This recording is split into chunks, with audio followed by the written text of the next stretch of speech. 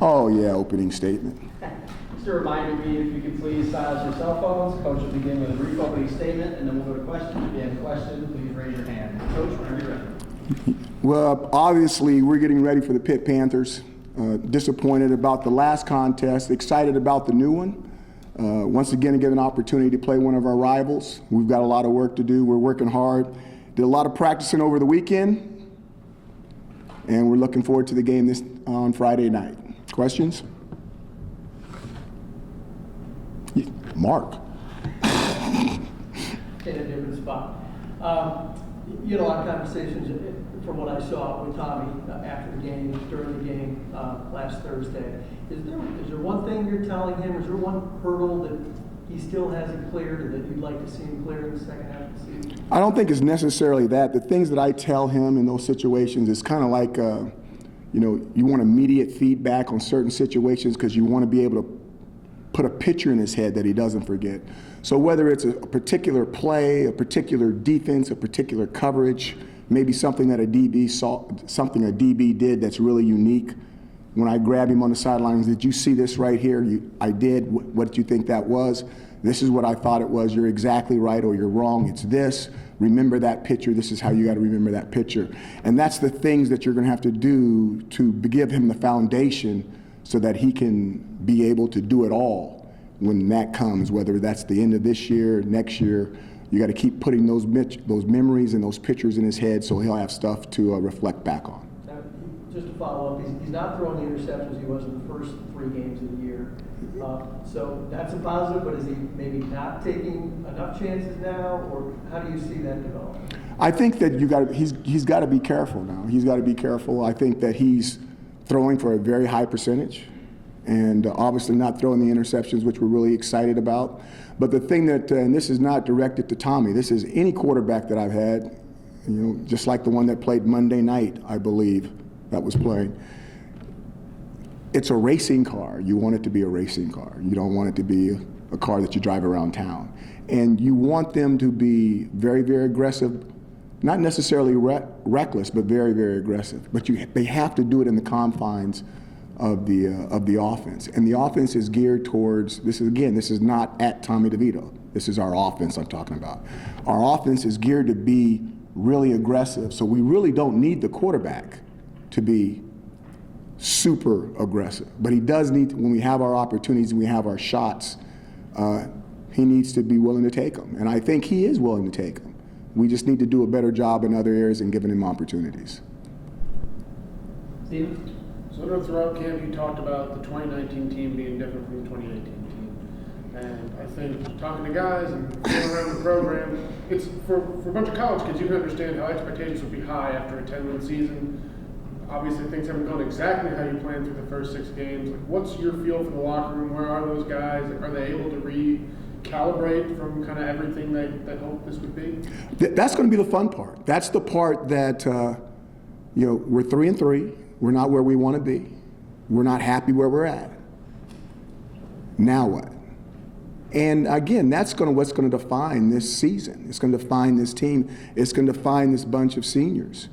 And I'm excited about that.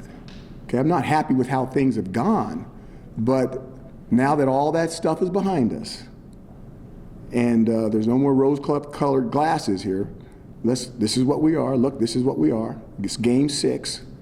Okay, now get better. Other questions? Yeah, all right. There were a lot of questions going into the season with the linebackers obviously replacing 2 starters. What have you seen from Andrew Armstrong and King Williams in terms of their development individually as well as within the defense so far? And they've developed quite well when you start thinking about from the second game to what they're doing right now. They have developed extremely well. The play that Armstrong made with the interception during the game was a high-quality play. And Lakeem as well made numerous plays that were really good. The one touchdown that was scored in the game, I believe on their part, was just one of those situations where they caught us in the right thing at the right time, at the right situation. And it was a good call, a good execution touchdown.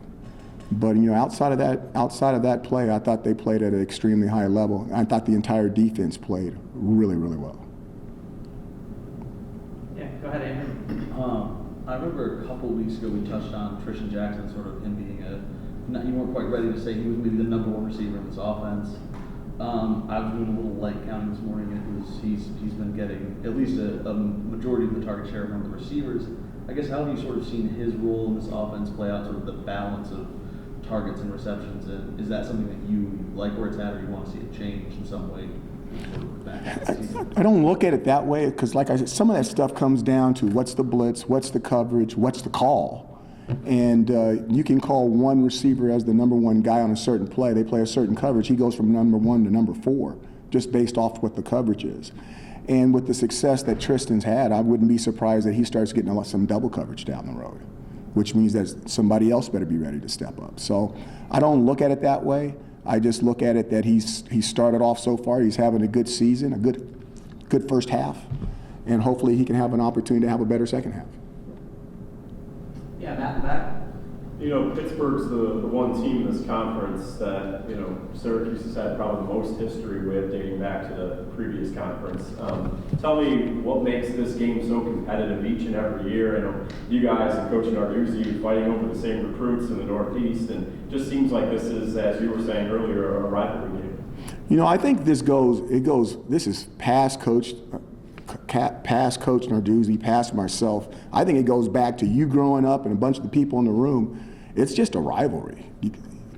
Before I came, I wouldn't be able to tell you why it's going to be a close game. And then you look at the games that we've had, and every last one of them has been a memory.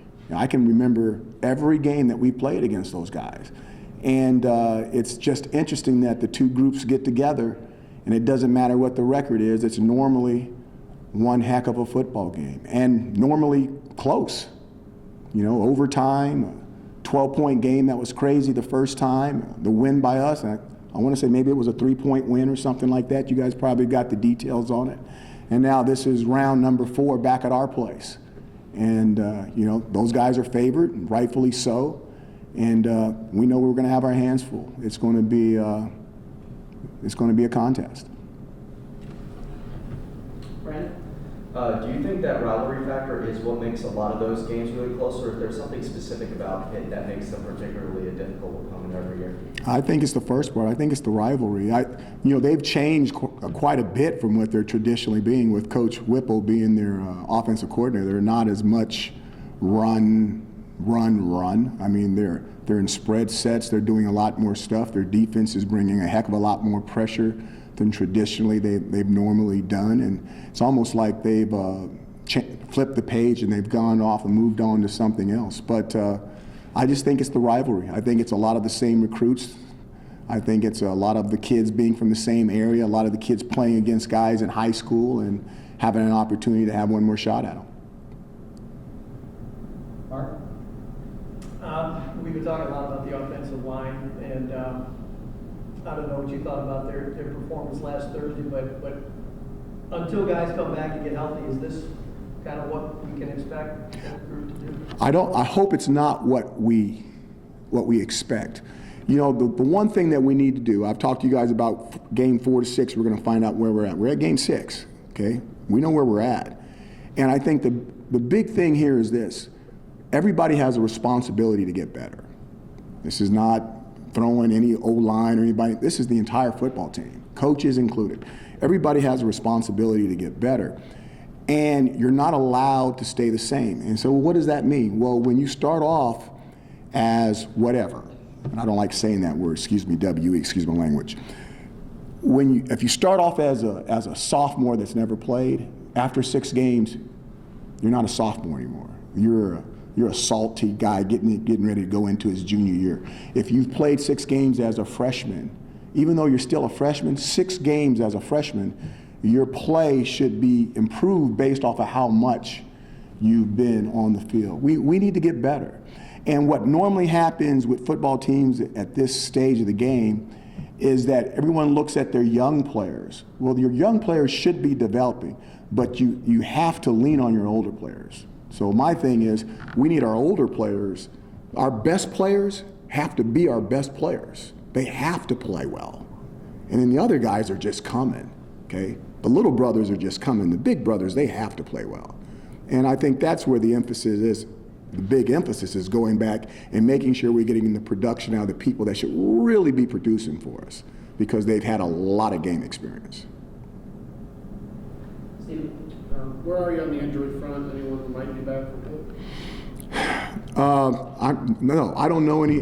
I'm not even making this up. I don't know what's going on with that stuff. So I would imagine it's exactly the same. How close was Cisco to playing? He's the one guy who traveled. I would not say it's going to change, because every time I come up here and I think it's going to change, it hasn't changed. Fair enough. So I'm sitting there going, I'm not going to. It hasn't changed yet. Was there a chance for him to play in Cincy State, or did you want to get something else out of him being there? Something else. Okay. Yeah, in the middle. Pittsburgh's defensive line is probably their strength on their team. What concerns do you have with that unit? They get a lot of sacks. They bring a lot of pressure. They blitz and blitz and blitz. And they're crazy about it. They're fun to watch. It's how the game should be played. They're very, very reckless, even though they're controlled about it. I mean, as a fan, there's going to be some contact. There's going to be some smacking going around. There's no doubt about it. So they're fun to watch. They're a good group. Time for a couple more questions. Steve? So after the NC State game, you thought Taj got dinged. What kind of happened with him? I don't know if you got a chance to talk to him about it. I did. It's still, again, it was an injury. I don't want, there's some stuff that's come out in the last 2 weeks that I think has been damaging our guys on the football field as far as their injuries. So I don't want to talk about this part or that part. It's we're watching on tape, and it seems like some of our guys are taking shots in particular areas, like people are reading press clippings and they're going after certain spots on people. So I'm not going to start talking about where their areas are, but he was hurt. Okay. Last question for Coach. Matt? Pretty straightforward question. Where's your confidence level in this team at this point, this juncture of the season? My confidence is good. I know that there might be some confidence lacking in other places, but my confidence is good. I'm glad that all the frost and all the fluff is gone, and we're really looking at where we're at. And I think this is where I get excited. Okay. We can either be what everyone says we are, or we can go out and prove them wrong and be something totally different. It's going to take a lot of work, because it's not like you can just flip that light switch. I mean, what you see is what we are right now. It doesn't mean we got to stay there. And I think the guys have put in 2 good days of practice, and they're ready to turn a new leaf. Hopefully we'll get to see that on Friday night. Thank you guys so much.